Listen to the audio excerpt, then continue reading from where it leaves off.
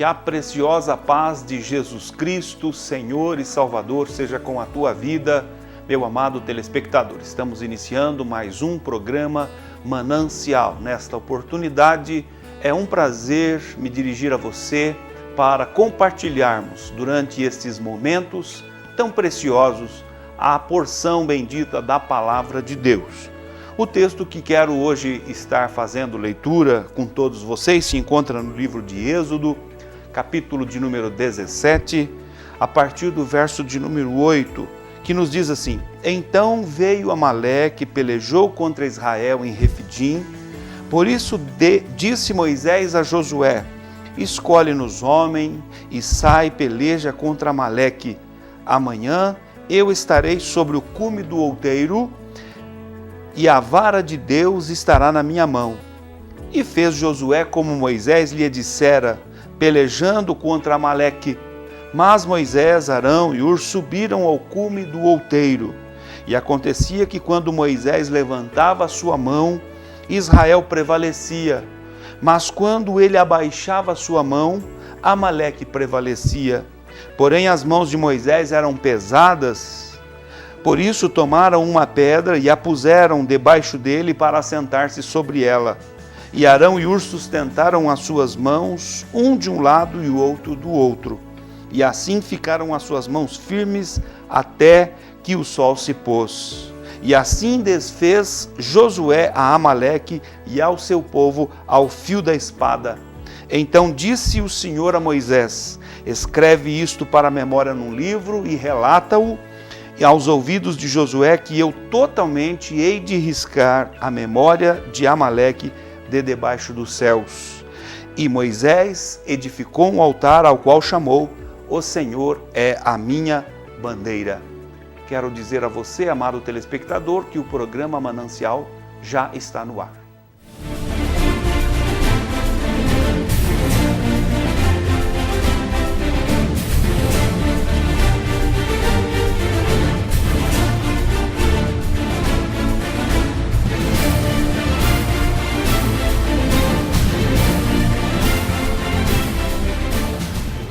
Retornamos então com a programação Manancial e nesta oportunidade, olhando aqui para esta passagem bíblica, passagem das Escrituras, eu quero falar com você um pouquinho sobre o valor de estarmos em unidade, o valor, a importância da vida em unidade. Nosso tema é o valor da vida em unidade.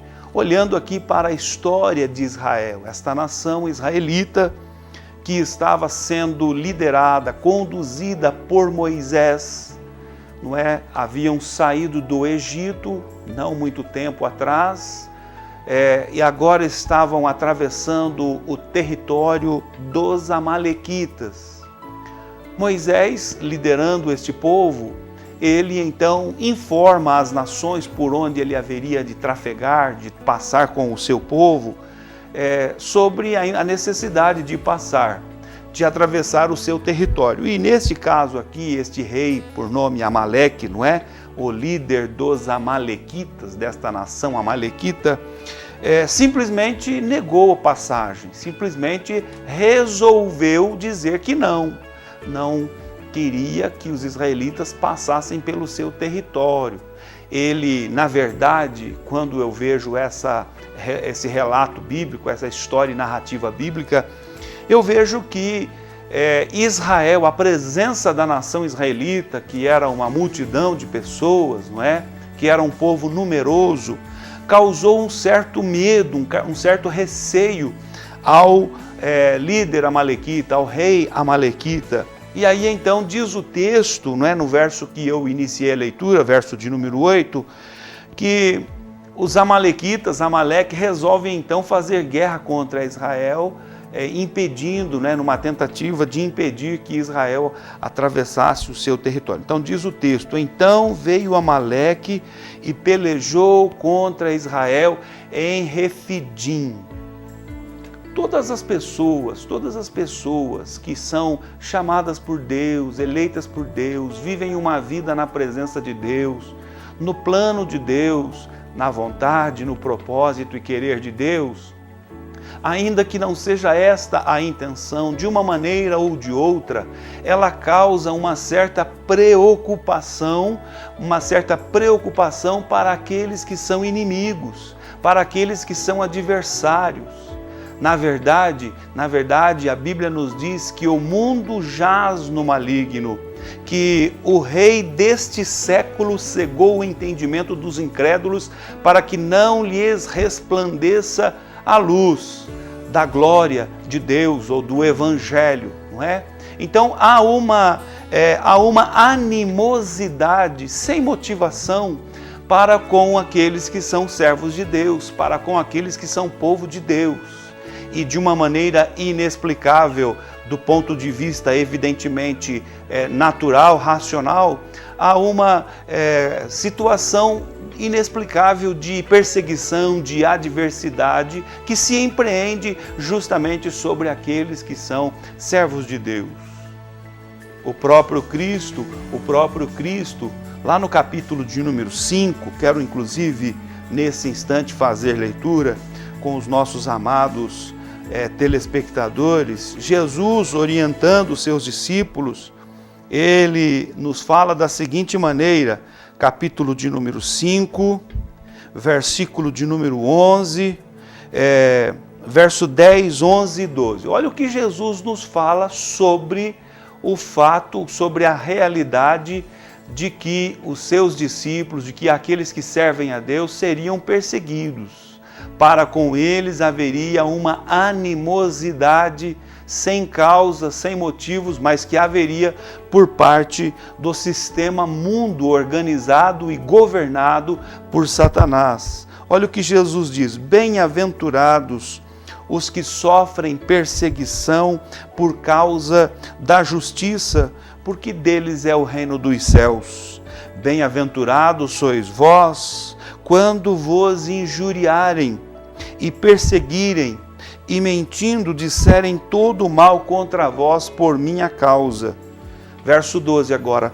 Exultai e alegrai-vos, porque é grande o vosso galardão nos céus, porque assim perseguiram os profetas que foram antes de vós. Porque assim perseguiram os profetas que foram antes de vós.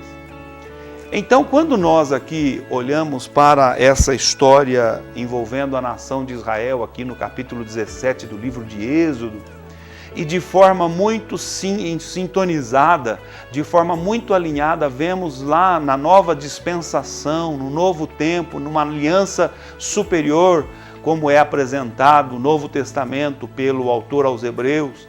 Agora Jesus falando esta realidade que é do conhecimento de todos aqueles que servem a Deus, que vivem em aliança com Deus, nós conseguimos compreender de forma muito clara, de forma muito fácil, né, de se compreender, de se entender, na verdade, a porquê das perseguições, não é? Em todo o tempo da história da revelação humana, as pessoas que se relacionaram com Deus sofreram perseguições. Vamos, por exemplo, voltar os nossos olhos para o princípio ali das coisas. Quando Adão e Eva, fora do Jardim do Éden, eles geram filhos, tiveram 2 filhos, Caim e Abel. Num primeiro momento, aqueles 2 filhos foram oferecer um sacrifício a Deus. Abel ofereceu um sacrifício que era perfeito, que era agradável, da qual Deus teve prazer em receber. Caim, por sua vez, tendo um coração pesaroso, um coração não perfeito e reto diante de Deus, não teve a sua oferta recebida por Deus. O seu coração se carregou ali de maldade, de inveja, de rancor, de ira e indignação, e aí ele se lança contra o seu irmão e tira a vida do seu irmão, perseguindo aquele que tinha comunhão com Deus, perseguindo aquele que realmente ofereceu um sacrifício que fora agradável a Deus. Agora, nessa história de forma muito particularizada aqui que nesta noite, nesta oportunidade, temos a alegria, temos o prazer e, sobretudo, o privilégio de meditar, colocar aqui os nossos olhos, colocar aqui o nosso entendimento, né? Colocar aqui o nosso coração e diante de Deus recebemos a revelação, a iluminação, o esclarecimento. A Bíblia nos mostra que este povo de Deus escolhido, então, atravessando um território, o inimigo, neste caso Amaleque, se coloca como adversário. E diz o texto: então veio Amaleque e pelejou contra Israel em Refidim. É importante nós fazermos aqui menção que Israel estava numa jornada pacífica. Qual era o objetivo de Israel? Qual era o alvo dos israelitas sob a liderança de Moisés? Alcançar a terra da promessa, alcançar a terra prometida. Esta jornada seria uma longa jornada, que teve, ao final dela, a duração de 40 anos. O propósito de Israel não era fazer guerra com quem quer que fosse. Ele estava com um propósito, com um projeto, com um fim a alcançar, que era a terra de Canaã, a terra da promessa. Não estava aqui Israel em nenhum outro momento da sua trajetória provocando os seus adversários, provocando as nações, não é? Aquelas que ele haveria de encontrar pelo caminho. Nos diz o texto que quem veio fazer guerra com Israel foi justamente Amaleque. Então veio Amaleque e pelejou contra Israel em Refidim. O texto nos fala que quando isto acontece ou aconteceu, Moisés então dá as orientações para os israelitas. Moisés dá as orientações para os israelitas. Talvez o pensamento de Amaleque, dos amalequitas, era que eles fazendo oposição, se lançando contra os israelitas, eles fugissem, voltassem para trás, fossem por outro caminho, quem sabe numa tentativa de frustrar a jornada dos israelitas. Mas quem havia feito promessa e determinado para que Israel caminhasse pelo deserto em direção da terra prometida foi o Deus de Israel, foi o Deus criador dos céus e da terra. Moisés, a sua liderança, os seus auxiliares e toda aquela nação estava convicta das promessas de Deus.